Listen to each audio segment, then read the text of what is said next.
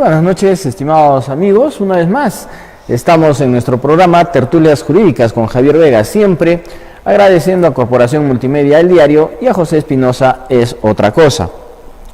El día de hoy vamos a retomar la conversación que dejamos el lunes pasado respecto de este tema de la minería ilegal y lo que ocurrió en la ciudad de Patás. Para esto hemos invitado a nuestro amigo Iván Prado. Él ha sido gerente de Energía y Minas en 2 oportunidades, anteriormente incluso director regional de Energía y Minas, luego la última gestión del gobernador Jean Paul Benavente del 2019 al 2022 en la gerencia regional de Energía y Minas en el Cusco, y los últimos año y medio más o menos en la gerencia regional de Arequipa, también en la misma cartera, ¿no? En Energía y Minas. Con él habíamos conversado hace algunos días respecto del tema de la masificación del gas, pero hoy nos trae a conversación este lamentable y penoso hecho ocurrido en la ciudad de Patás con el fallecimiento de 13 mineros. Y en ese marco, el día lunes estuvimos conversando con José Espinosa respecto de digamos, desde un punto de vista mucho más legal, el hecho que ha ocurrido en esta localidad y en esta minera poderosa, la minera poderosa.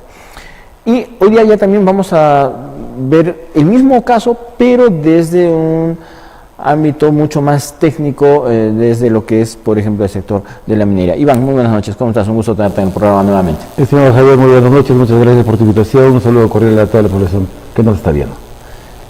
Empecemos, ¿te parece si distinguimos y diferenciamos entre estos 3 conceptos, ¿no? Lo que es la minería formal, la minería informal, que en algunos casos es artesanal también, y la minería ilegal. No es lo mismo hablar de estos términos. Explícanos, por favor. Desde el año 1992, en el Perú existe el texto único ordenado de la Ley General de Minería. En el artículo 91, ellos empiezan a explicar qué capacidad tiene que trabajar un minero para ser artesanal, un pequeño productor minero, mediano minero y la famosa gran minería. Un minero artesanal tiene una capacidad de producción diaria de 25 toneladas métricas.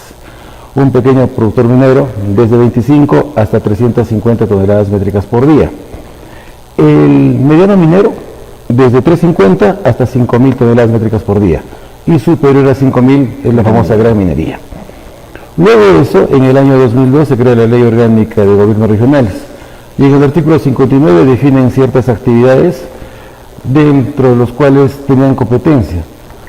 Por ejemplo, ella era promover la pequeña minería y la minería artesanal. Pero desde el año también 2002 se crea la Ley de Formalización de la Pequeña Minería y Minería Artesanal. En el 2012 esto empieza con fuerza a través de la emisión y promulgación de unos decretos legislativos. Recortarás las famosas interdicciones y la lucha contra la minería ilegal. Desde ahí más o menos empiezan a tallar esos conceptos que tú me estás preguntando. Minero formal o minero legal es aquel que ha cumplido con la obtención de todos los permisos por los entes opinantes.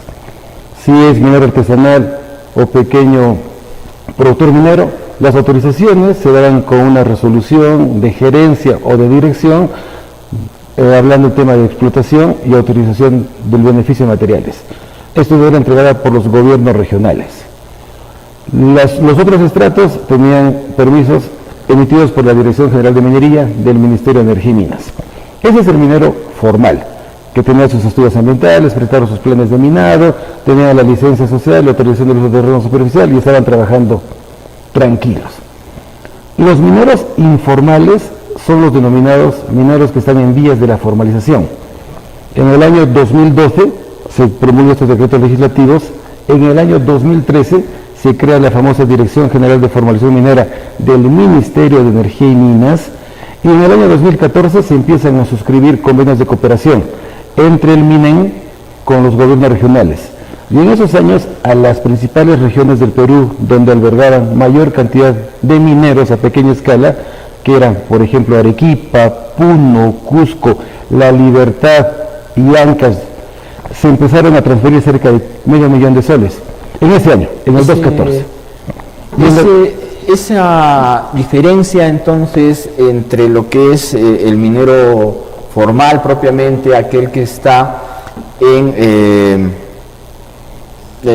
desarrolla sus labores de acuerdo al marco de la ley, de acuerdo a estos dispositivos normativos que nos has ido mencionando, es decir, ese minero, ya sea desde el minero artesanal hasta la gran minería, tiene que desarrollar sus labores estrictamente bajo autorización, ya sea del Ministerio de Economía, del Ministerio de Energía y Minas o de las gerencias regionales eventualmente, dependiendo del ámbito de la jurisdicción que tengan. Exacto. Entonces, en el 2014 se creó la suerte de declaración de compromisos, porque recién en el 2017 se aperturó la matriculación de los reinfos y en el 2020 nuevamente. Paréntesis. ¿Qué es el reinfo? Porque eso es un término que se ha estado hablando bastante, es un registro del que se ha estado hablando bastante. Es el famoso registro nacional para ser declarado un minero informal y que se ha denominado minero en vías de formalización. Ok, ya, regresamos ahí entonces luego. Exacto. En el 2017 se crea este concepto a través de unos decretos supremos elaborados por el Ministerio de Energía y Minas, trabajados técnico y legalmente por la Dirección General de Formación Minera. Hubo un plazo para la inscripción, se reaperturó en el año 2020 por unos meses y hasta el momento, cuando se cerró en el 2020, existían 88.000 reinfos. Es decir, 88.000 personas naturales y jurídicas que querían formalizarse, que son informales. Exacto, y se denominaban mineros informales. Entonces, todo aquel que no tenía un reinfo y que no era minero formal, es decir, que no era tampoco minero informal, y trabajaba en zonas prohibidas, zonas de amortiguamiento, sin tener ninguna licencia, ningún permiso, ninguna autorización, es el minero ilegal. Vayamos a las cifras actuales. Hoy día existen 84.000 reinfos, porque se depuraron cerca de 4.000 desde el 2020 hasta la fecha, de los cuales se han formalizado solamente 2.500 reinfos en las 24 regiones del Perú, y este trabajo estaba en manos de las direcciones y gerencias de Energía y Minas, que en el total existen 25 a nivel nacional, porque el Callao también tiene una dirección regional.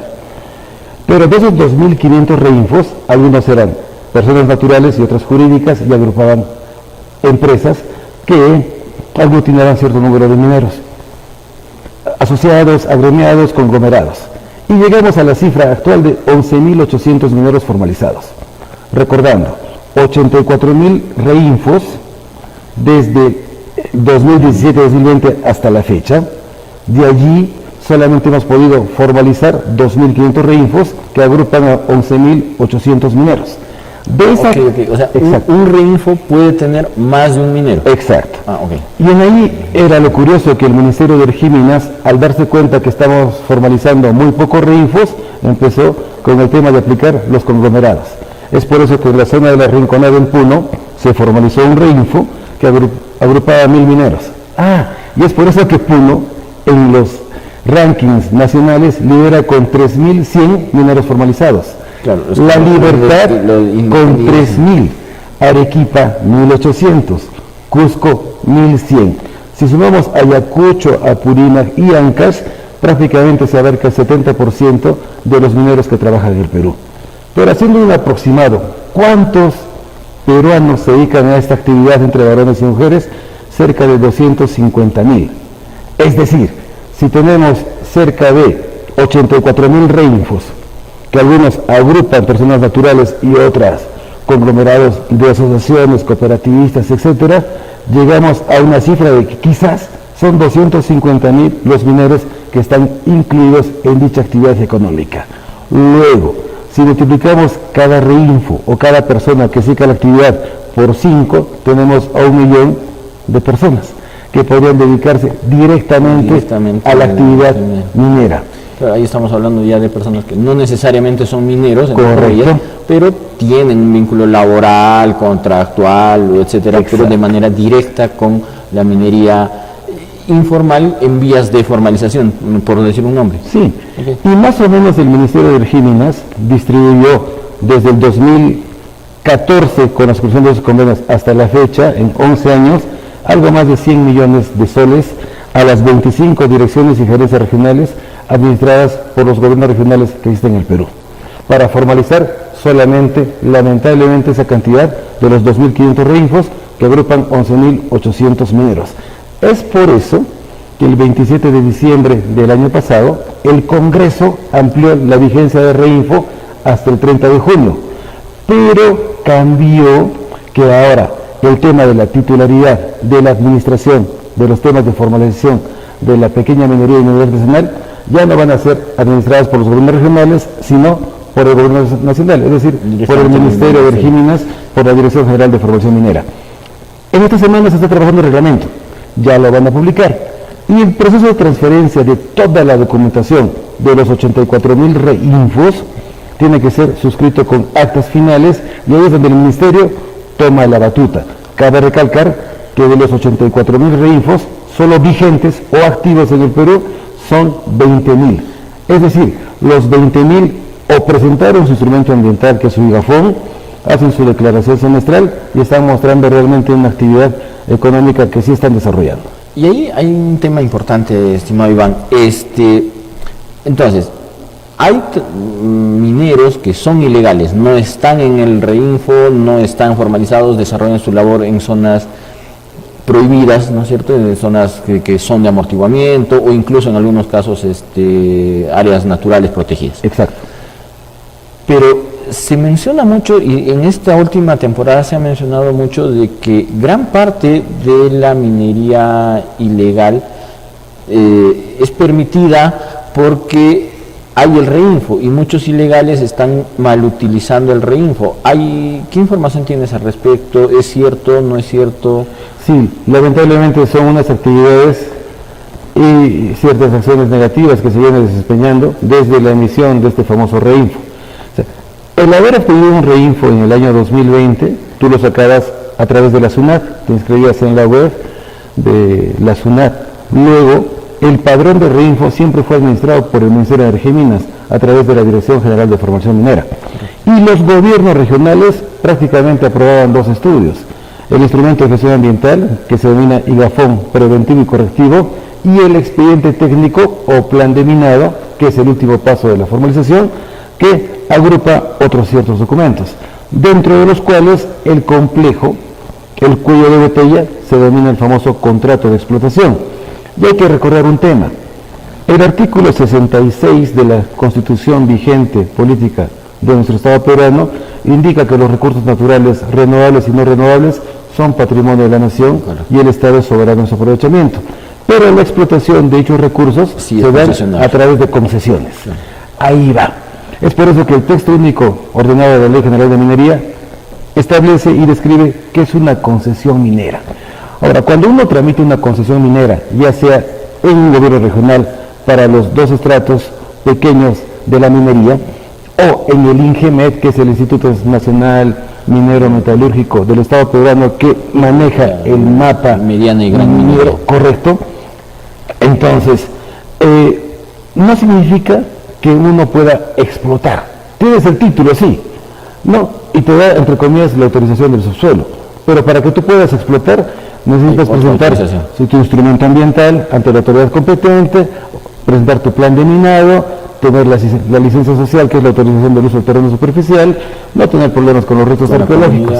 Exacto. Okay. Y de ahí todo tranquilo. Y teniendo opiniones vinculantes de entes opinantes como CERFOR, CERNAN, Cultura, etcétera, la cosa iba bien. La Autoridad Nacional del Agua, que es muy importante, porque dependiendo qué tipo de minería se aplica, dónde se trabaja, si es socavón o es minería aluvial, que principalmente se puede dar en Madre de Dios o en las zonas de la selva o donde hay ríos, como aquí en Cusco tenemos Camanti y 15.000, claro, o en lugares de sierra donde no utilizas mucha agua porque son socavones y en el interior estás básicamente explotando oro y cobre, tenías que tener esos permisos.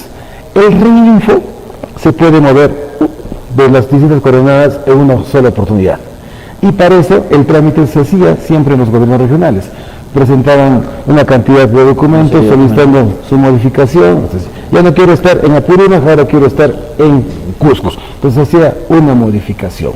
Entonces, lo que siempre lamentablemente ha pasado es que el Estado peruano, a través del Ministerio de Energía y Minas, desde sus escritorios en Lima, coordinaban con los gobiernos regionales a través de la contratación de profesionales de enlace. Estos famosos profesionales de enlace iban a las regiones destacados, supuestamente con mayor conocimiento que los técnicos y abogados que podían trabajar en los gobiernos regionales, y la idea era avanzar en la formalización. Pero lamentablemente hubieron cuellos de botella. En Arequipa, por ejemplo, lo que yo descubrí en el año y medio eran que trabajadores de la Dirección General de Formalización Minera, por locación de servicios, contratados por RHs, en paralelo eran trabajadores y consultores de las mineras, a pequeña escala. O sea, eran juez y parte, y encima que manejaban toda la información de las bases de datos, quiénes eran los líderes de las bases mineras, para que ellos, a través de su grupo de amigos, que eran prácticamente otros ingenieros de todas las especialidades, metalúrgicos, mineros, geólogos, etcétera, y también abogados, pudieran hacer las consultorías. Los ambientales y geólogos entraban para hacer los higafones y los otros profesionales para hacer los expedientes técnicos. Cuando nosotros en Arequipa descubrimos ese tema, que fue prácticamente en los últimos meses del año 2024, informamos al Ministerio de Energía y Minas y al Congreso de la República para que estos personajes sean retirados. Entonces, curiosamente, un minero, al solo tener un reinfo, podrías trabajar no solamente en una concesión ya otorgada, sino en un trámite minero, en un petitorio minero. Por ejemplo, en Arequipa habían zonas de amortiguamiento o que eran reservas naturales, etcétera, que estaban en trámites de petitorio. Lógicamente, cuando yo era gerente, ese trámite nunca iba a pasar porque así iba a ser reservado. O de reserva natural. Y nosotros con un informe técnico legal y un documento mío rechazábamos dicho trámite. Pero mientras el minero hábilmente podía entrar al mapa del INGEMED y veía que ese lugar sí estaba accesible para hacer un clic, nuevamente solicitaban su petitorio minero con las coordenadas respectivas. Y rehabilitaban el pedido. Exacto. Y los reinfos se matriculaban tanto en petitorios mineros como en concesiones ya otorgadas. O sea, ese es el hecho entonces con los reinfos en realidad, o sea, que permiten también el trabajo en zonas que están solicitando en pleno petitorio. Es decir, mientras se está haciendo el trámite, ya puedo ir explotando. Correcto. Claro. Eso era lo lamentable. O sea, y curiosamente los que crean la Dirección General de Formación Minera han sido exgerentes de Arequipa, del gobierno regional de Arequipa. Y la mala imagen que teníamos era el no poder avanzar en la formalización. Existían instrumentos ambientales, los famosos higafones, que estaban 7 años en la gerencia ambiental que revisaba esos estudios. 7 años. Cuando nosotros entramos, empezamos a destrabar. Cuando estuvimos del 2019 al 2022, en época de pandemia, en la región del Cusco, de un número de 4.000 reinfos, formalizamos 1.100 mineros aproximadamente. Prácticamente el 25%, 1.100 mineros. En Arequipa existían cerca de 17.000 reinfos, y solamente cuando yo llego se formalizaron menos de 1.300. Entonces, en el año y medio formalizamos 360, pero tuvimos que romper estos cuellos de botella. Pero es complicado, porque estas personas que eran exgerentes son consultores, también trabajadores del mismo Ministerio de Energía y Minas, y tienen el mismo círculo de personas. Y un círculo de personas que ya vienen trabajando prácticamente desde el año 2014, que fue creada la Dirección General de Formalización Minera. Y ha sido complicado. Lo que debería ser es que el Ministerio del Interior, que agrupa al Ejército, a la Policía Nacional con el Poder Judicial, deberían trabajar de la mano e ir y intervenir a todos esos trabajadores del Ministerio de Energía y Minas, trabajadores de enlace del mismo Ministerio de Energía y Minas a través de la Dirección General de Formación Minera, los trabajadores de las principales regiones donde se realiza esa actividad, Puno, La Libertad, Arequipa, Cusco, y ver los que han estado aprobando los instrumentos ambientales, los expedientes técnicos y los planes de minado, y hacerles lavado de activos. Porque era curioso ver con sueldos de 8.000 soles para abajo, que pudieran ser autos de alta gama, simples trabajadores que estaban en una gerencia ambiental o en una gerencia de energía y minas, por ejemplo en Arequipa. Todos esos temas nosotros lo trasladamos, denunciamos, por así decirlo, ante el Ministerio de Energía y Minas para que retiren a estas personas, y obviamente al Congreso de la República para que ponga cartas en el asunto. ¿Y en el Congreso hubo alguna respuesta? Porque hay muchas voces que dicen que, por ejemplo, Salguana es parte de. Sí, o sea, en la política vemos de todo. Entonces, lamentablemente no puedes luchar tú solo contra toda la corriente. Y como existen realmente bandas organizadas, yo lo llamé de esta forma, algunos medios de comunicación de Arequipa me ayudaban en poder lanzar esas noticias, pero como los otros son abogados, ingenieros y son muchos, hacen un grupo que empieza a contraatacar. Entonces tú estás solo luchando y es complicado. Es por eso que ciertas actividades y acciones deberían ser trasladadas a la Policía Nacional, al mismo Ministerio del Interior, para que sepan realmente cómo funciona ese tema. El Ministerio Público, ¿no? Sí. Tomar cartas en el Claro que sí. Claro. Por ejemplo, nos acusaban a nosotros por formalizar en tiempo récord. Y un tiempo récord era por decir 60 días. De verdad era para reírse, porque aquí en Cusco nosotros revisábamos y aprobábamos instrumentos ambientales en prácticamente 3 semanas. Recibes un expediente, lo revisas, es muy difícil, envías a los técnicos para que realmente concuerden si efectivamente lo que está plasmado en el papel o en el expediente indica lo que se trabaja en la realidad, y lo que te corresponde es solamente aprobar.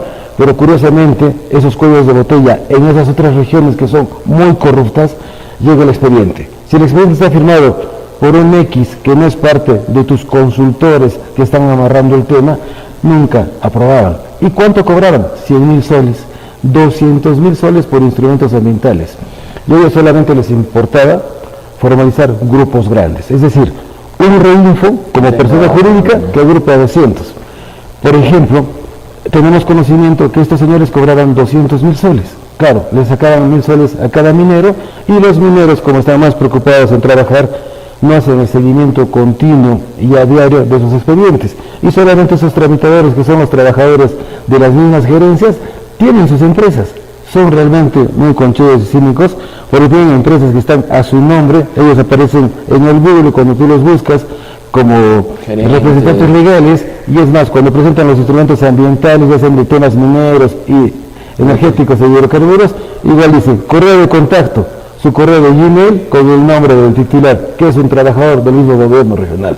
Todas esas cosas he informado a las autoridades competentes dentro de la gerencia, pero ya cuando no se puede, mejor es dar un paso al costado y estar tranquilo. ¿Y hay forma de solucionar, estimado Iván, estos temas? Más allá, entiendo que es complicado y difícil a veces luchar contra la corriente, pero ¿alguna solución? ¿Modificar el reinfo? ¿Eliminarlo? Hay por ahí voces de que dicen que hay que eliminar el reinfo. Claro, o sea, el reinfo se tiene que eliminar. Esa famosa licencia para poder trabajar, sí. Ojalá que se elimine el 31 de diciembre del presente año. Pero va a estar vigente hasta el 31 de diciembre de este año. Hasta el 30 de junio la primera ampliación, pero prácticamente faltan menos de 45 días. Lo van a ampliar hasta el 31 de diciembre. Eso ya lo han dicho incluso los mismos funcionarios actuales del Ministerio de Energía y Minas que ven este tema. Otro tema es tratar de ver la forma cómo solucionar la famosa suscripción del contrato de explotación. Como te comentaba, para que un minero se formalice tiene que firmar un contrato con el dueño de la concesión, con el titular de la concesión, para que esto siga avanzando. Que no necesariamente es el de reinfo. No. Okay. Solamente el 5% de reinfistas manejan una concesión, son titulares de las mismas. El restante tienes que coordinar, convencer, pagarle un porcentaje de regalías de tus utilidades para que ellos te puedan dar permiso y poder seguir explotando. Pero existen actividades conexas que están ahí involucradas dentro de lo que es la famosa minería informal o la minería ilegal. Si bien es cierto, existen bases mineras y frentes de mineros que agrupan a los mineros en vías de formalización que quieren hacer bien las cosas, claro, de forma correcta, coordinaban antes con los gobiernos regionales, ahora con el mismo Ministerio de Energía y Minas, está trabajándose en paralelo la famosa ley MAPE, que es una ley que debería ver y analizar cómo se puede solucionar el contrato de explotación. Por ejemplo, si yo soy un minero, un reinfista, que estoy trabajando en una determinada localidad, pero el titular de la concesión no quiere firmar el contrato de explotación conmigo, sí existen otros titulares de otras concesiones, ¿no?, que también pueden extraer el mismo tipo de mineral, que puede ser el oro o quizás el cobre, para que yo pueda mudarme del lugar A al lugar B y estar trabajando de forma tranquila. Pero a las finales, ese trabajo ahorita está en manos del Congreso de la República. Bueno, esperemos que salga algo positivo, que haga humo blanco, como el núcleo. Porque sí, hay muchas voces, yo he escuchado muchas voces de que gran parte de la problemática que hay hoy en día en el tema de minería, ilegal sobre todo, es básicamente porque el Congreso está dictando algunas leyes, está siendo permisible en dictar algunas leyes, por ejemplo, que sancionan, que no termina finalmente de sacar las leyes. Y por otro lado, por ejemplo, hay instituciones como el MEF y el Ministerio de Energía y Minas y el propio Congreso que, por otro lado, lo que hacen es estar ampliando, por ejemplo, la vigencia del reinfo, que entiendo hace bastante daño precisamente a la formalización minera, ¿no? Sí, o sea, se tenía que dar una cierta salida para que los señores que trabajan en esta actividad central hace muchos años pudieran trabajar. Pero recordemos, hoy día el precio de la onza Troy de oro, que son 28 gramos, está alrededor de los $3.400. Hace 20 años esto estaba en menos de 1.000. Entonces, como el oro sigue subiendo a escala mundial, porque es un commodity, todas las personas ven que es mejor realizar dicha actividad y todos quieren trabajar en la minería. Si no me equivoco, creo que son 44.000 millones de dólares en oro que sale de la minería ilegal, si la memoria no me falla. Las cifras son las siguientes. En enero de cada año, el Ministerio de Energía y Minas lanza un boletín, su estadística minera. Y en este año ellos explicaron, ¿no?, que en todo el año 2024 la minería metálica y no metálica de todo el Perú había logrado exportar en exportaciones brutas cerca de $40.000 millones. 40.000 millones, correcto. Ahora, lo que indican a través de datos de la Dirección General de Formación Minera es que en respecto y en relación al oro, las empresas mineras formales, las grandes, solo exportan el 45%. Exacto. Y el 55% de lo que se exporta es gracias a la actividad de la pequeña minería y minería artesanal, que obviamente no está trazable, porque se sabe que se exporta, pero no hay un registro interoperable que indique de qué labor minera salió, en qué planta de beneficio fue tratada y en qué puerto se está exportando y a quiénes con las fichas respectivas. Correcto. Ese es un trabajo articulado donde debe entrar a trabajar la SUNAT, el OSINERMIN, los gobiernos regionales ya salieron del juego, el mismo Ministerio de Energía y Minas y obviamente aquellos organismos que que luchan contra la contaminación ambiental. Todos esos aspectos deben ser trabajados a través de una ventanilla única y esa es la idea. La idea es, en este año 2025, eliminar los reinfos, el concepto de reinfo. Luego, ver el tema de cómo poder utilizar las concesiones ociosas.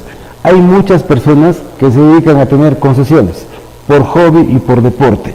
Y pasan 10 años o más años y nunca han seguido con los trámites para poder explotar. Es que precisamente creo que el negocio es... Tengo la concesión, págame. Y te voy a alquilar, claro, dame una regalía, tú estás trabajando en mi concesión, por así decirlo, en mi patio, y yo vivo tranquilo. Claro. Se ven esos temas. Entonces, no les importó nunca poder desarrollar dicha concesión. Y al no existir inversiones en 10 años aproximadamente, estas concesiones deberían revertir al Estado. Y el Estado manejar o ver la forma más eficiente, más eficaz de poder llamar a aquellos mineros que sí pretenden formalizarse.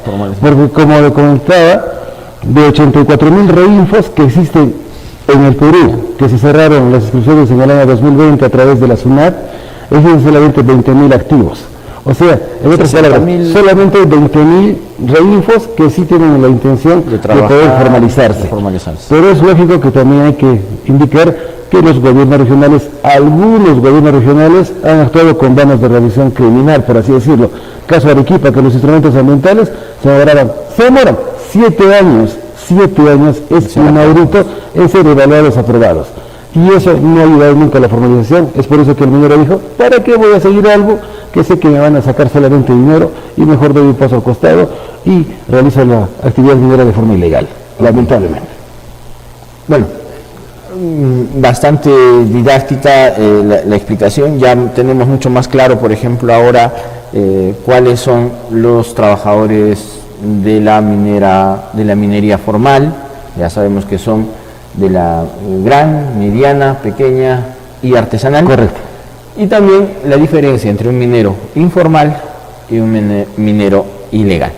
Bueno, estimado Juan, te invito a ir a una pausa comercial, nos vamos un momentito y retornamos luego conversando respecto ya a lo que ha ocurrido lamentablemente en Patás. Perfecto. ¿Okay? Pausa y volvemos. Bien, estimados amigos, estamos de vuelta en el programa y habíamos dejado, Iván, para esta, luego de que nos hayas explicado lo que es la formalización minera, este lamentable hecho que ha ocurrido en Patás. Inicialmente fueron 13 trabajadores a los que se había secuestrado y luego lamentablemente una semana después aproximadamente han aparecido han aparecido muertos y además con síntomas o con evidencias de haber sido torturados. Para empezar, sabemos que estos trabajadores no eran propiamente mineros, sino más bien eran trabajadores que brindaban seguridad a precisamente estos mineros que tenían los reinfos, ¿no? Y que desarrollaban sus labores de manera artesanal para la empresa La Poderosa. Explícanos un poco, por favor. Sí. Bueno, en el Perú, como hemos dicho, que existen regiones importantes como La Libertad, Arequipa y Puno, donde realizan la extracción de mineral metálico como el oro. Las concesiones, que a veces son empresas que no necesariamente realizan la actividad, ellos trabajan con reinfos, personas naturales o jurídicas que extraen el mineral de los distintos socavones existentes y allí ellos lo acopian y lo envían a las plantas de beneficio, donde a través de procesos físicos químicos, lixiviación, flotación, utilización de cianuro, etcétera, extraen el oro. Pero para realizar esa actividad necesitan contar con personal de seguridad. Y ahí es donde a veces estas empresas mineras empiezan a trabajar con personas de seguridad nacional o extranjeros, venezolanos, colombianos, en distintas bases mineras principalmente. La Rinconada, por ejemplo, es un caso que no escapa, cerca de 6.000 metros de altura, trabajan en la región Puno, también tienen personal de seguridad. Igual en algunas zonas de Arequipa, principalmente en Chala o en Calpa o en Atico-Calpa, donde existen estos problemas. Lo que ha pasado en La Poderosa es un hecho lamentable, pero si retrocedemos 24 meses atrás, ya los muertos superan una cantidad superior a las 20 personas. Entonces, allí, 39 dijeron. Exacto, hace rato el Ministerio del Interior, sabiendo que existen estos problemas en estos lugares donde se explota el oro a gran escala, por así decirlo, deberían tener instaladas sus bases militares. Hace rato. Lo que sucede es que todo este tema está siendo muy mal encaminado por el Ejecutivo Nacional. Peor, los gobiernos regionales no tienen la capacidad, porque una camioneta a lo mucho tienen y no hay cómo poder llegar a esas zonas que prácticamente son inaccesibles, porque en el tema de lo que ha pasado en Trujillo es prácticamente socavones que tienen que caminar cerca de 2.5 kilómetros de profundidad, y allí, ¿no es cierto?, es donde nadie sabe lo que realmente está sucediendo. Ojalá que no encuentren mayor cantidad de personas fallecidas, y son lamentablemente personas que no tienen que ver con la actividad minera en sí, o sea, no son los que se llevan el dinero en buen recaudo. A las finales contratan a grupos armados para que los protejan. Esos grupos armados, al ver que sus clientes están sacando mineral o material concentrado en volumen considerable, hacen sus cuentas y sus números, porque recordemos, hoy día la onza de oro está en el mercado internacional cerca de $3.400, como nunca antes. Eso quiere decir que un gramo está cerca de $150 allí, y dependiendo del porcentaje de la ley, por una tonelada de extracción puede haber hasta quizás 10 gramos, 15 gramos, una onza, dependiendo del porcentaje de la famosa dicha ley que se trabaja en las plantas de beneficio existentes. Ahora, las plantas de beneficio también deberían trabajar de forma articulada con la SUNAT, y ahí debería existir una base militar. Claro, es que para ver el tema de la no están pues formalizados, ¿no? Definitivamente. Eso es lo que perjudica todo este trabajo y genera que precisamente estos trabajadores que son eventualmente mineros artesanales básicamente o los dueños de las concesiones tengan que contratar pues personas para que entre comillas brinden seguridad y luego se generan problemas como estos de extorsión. Asumo que claro, contratan seguridad porque están con temor de temas de extorsión, de que les roben el material que luego va a ser procesado para extraer el oro.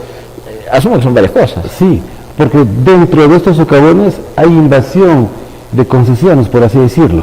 O sea, superposición de concesiones. Lo que está afuera está todo tranquilo, pero 3.000 metros de profundidad, esos socavones invaden los socavones donde realmente existe la veta del oro. Ahí es donde los policías nunca van a llegar, tampoco los trabajadores antes del gobierno regional, o peor aún, los que todavía no ha contratado el Ministerio de Energía y Minas.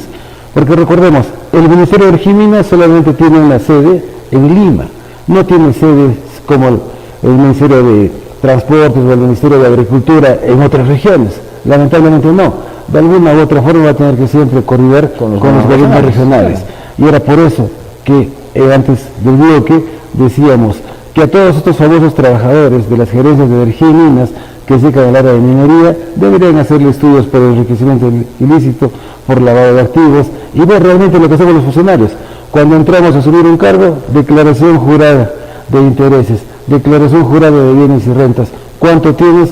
¿Qué está tu nombre? Pero ahora como son todos muy hábiles para las malas artes, tienen de todo, pero a nombre de otras personas. Pero solamente ver el círculo primario en el cual habitan, en el cual trabajan y ver esos temas. La única forma de poder solucionar eso es quizás ahora se ha declarado el estado de emergencia por un tiempo de 30 días donde se está prohibiendo toda actividad minera a pequeña escala en la región de La Libertad.